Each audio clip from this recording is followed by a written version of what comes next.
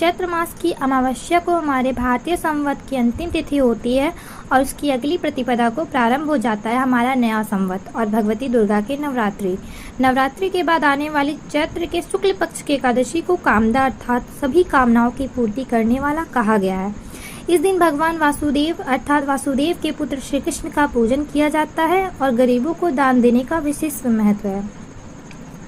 पुलकित मन से भगवान श्री कृष्ण को कोटि कोटि नमस्कार करने के बाद धर्मराज युधिष्ठिर ने भगवान कृष्ण से प्रार्थना की, हे महाराज, अब मेरी इच्छा चैत्र मास के शुक्ल पक्ष के एकादशी के नाम, महात्म्य, पूजा विधान आदि के बारे में विस्तार पूर्वक जानने की है। तब भगवान कृष्ण ने कहा, हे राजन, यही प्रश्न एक बार महाराज दिलीप ने महर्षि वशिष्ठ से पूछा था।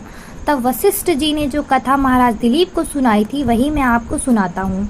बहुत समय पहले की बात है। रत्नपुर नामक एक नगर पर अनेक ऐश्वर्यों से युक्त पुंडरीक नाम का एक राजा राज्य करता था। रत्नपुर नगर में अनेक अप्सरा, किन्नर तथा गंधर्व वास करते थे। उनमें ललित और ललिता नामक पति पत्नी भी थे। उन दोनों में अत्यंत स्नेह था। थोड़े समय के लिए भी अलग अलग होते ही वे दोनों अत्यंत व्याकुल हो जाते थे। एक समय पुंडरीक की सभा में अन्य गंधर्वों के सहित ललित भी गाना गा रहा था। गाते गाते उसको अपनी प्रियतमा ललिता का ध्यान आ गया। इससे ध्यान भंग हो गया और गायन का स्वरूप बिगड़ गया। ललित के मन का भाव जानकर कारकोट नामक नाग ने पद भंग होने का कारण राजा से कह दिया। तब पुंडरीक ने क्रोधपूर्वक कहा कि तू मेरे सामने गाता हुआ अपनी स्त्री का स्मरण कर रहा है, अतः तू कच्चा मांस और मनुष्यों को खाने वाला राक्षस बनकर अपने किए कर्म का फल भोग। पुंडरीक के श्राप से ललित उसी समय विकराल राक्षस हो गया। उसका मुख अत्यंत भयंकर, नेत्र सूर्य और चंद्रमा की तरह प्रदीप्त तथा मुख से अग्नि निकलने लगी। सिर के बाल पर्वत पर खड़े वृक्षों के समान तथा भुजाएं अत्यंत लंबी हो गई। इस प्रकार उसका शरीर 8 योजन लंबा हो गया। राक्षस बनकर वह अनेक प्रकार के दुख भोगते हुए जंगल में भटकने लगा। अब तो उसकी स्त्री ललिता भी अत्यंत दुखी होकर उसके पीछे पीछे भटकती रहती और तरह तरह से विलाप करती रहती। वह अपने पति के उद्धार का उपाय भी सोचती रहती। एक दिन ललिता अपने पति के पीछे पीछे चलते हुए विंध्याचल पर्वत पर श्रृंगी ऋषि के आश्रम तक पहुंच गई।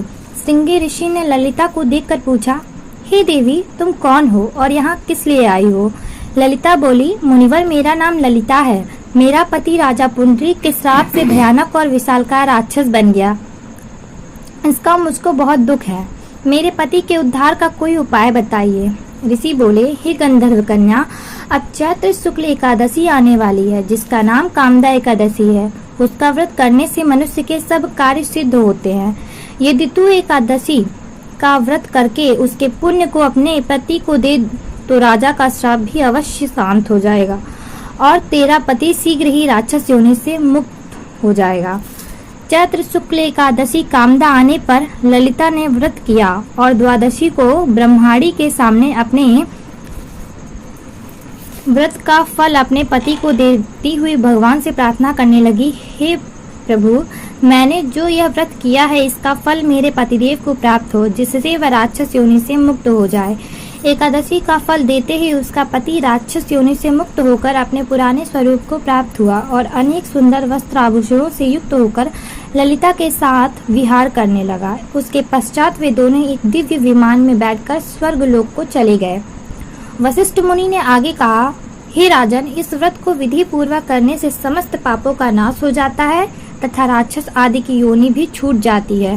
संसार में इसके बराबर कोई और दूसरा व्रत नहीं है।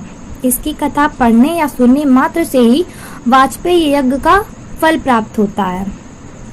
धन्यवाद। दोस्तों, वीडियो अच्छा लगे हो तो लाइक करें और चैनल को सब्सक्राइब करें।